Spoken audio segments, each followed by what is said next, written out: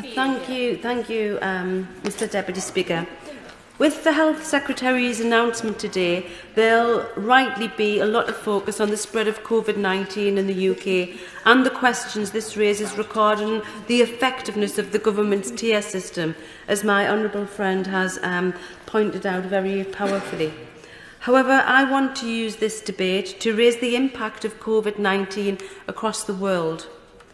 Last week, the People's Vaccine Alliance, a collection of organisations including Oxfam, Global Justice Now and Amnesty International, called for the pharmaceutical companies that are developing COVID-19 vaccines to share their information and to waive their intellectual property rights to all vaccines, tests and treatments until the threat of the virus has abated.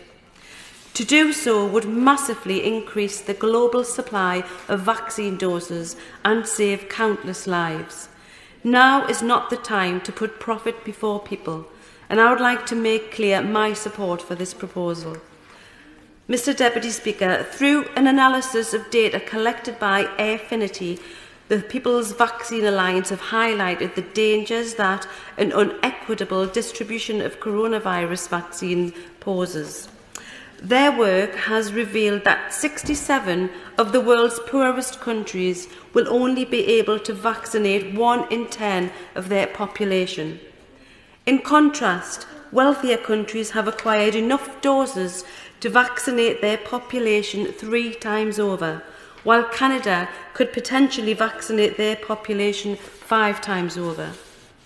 All in all, the most well-off states that make up just 14% of the world's population have bought 53% of doses of the vaccines most likely to be successful. It's so disheartening and arguably dangerous that 96% of Pfizer's doses have been acquired by wealthy nations.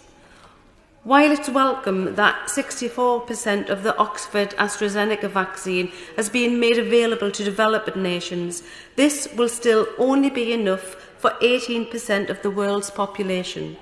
This is clearly not right.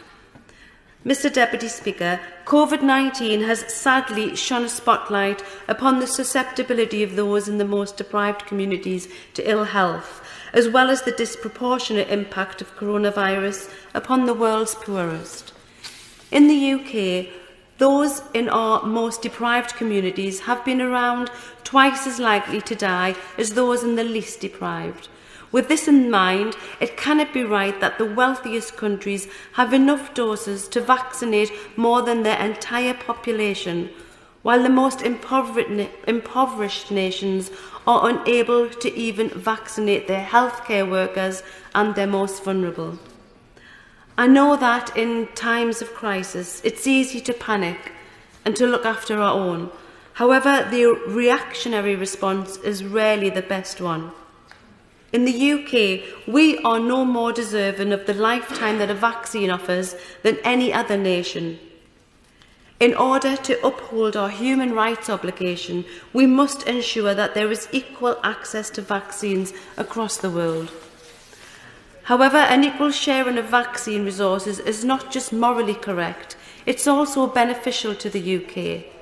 As the Director of Frontline AIDS said, this pandemic is a global problem that requires a global solution.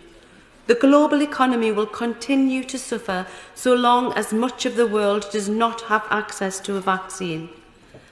As a country, we cannot look to end this crisis simply by eliminating the virus within our own borders, because as long as it exists, public health will be at risk and economies will be weakened.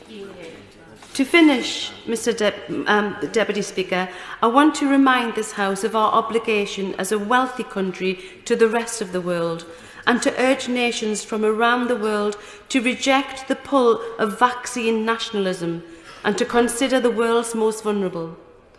To those who say we must put British interests first, I say beating this virus and reducing global poverty is a British interest. We must remember that when it comes to COVID-19, none of us are safe until all of us are safe.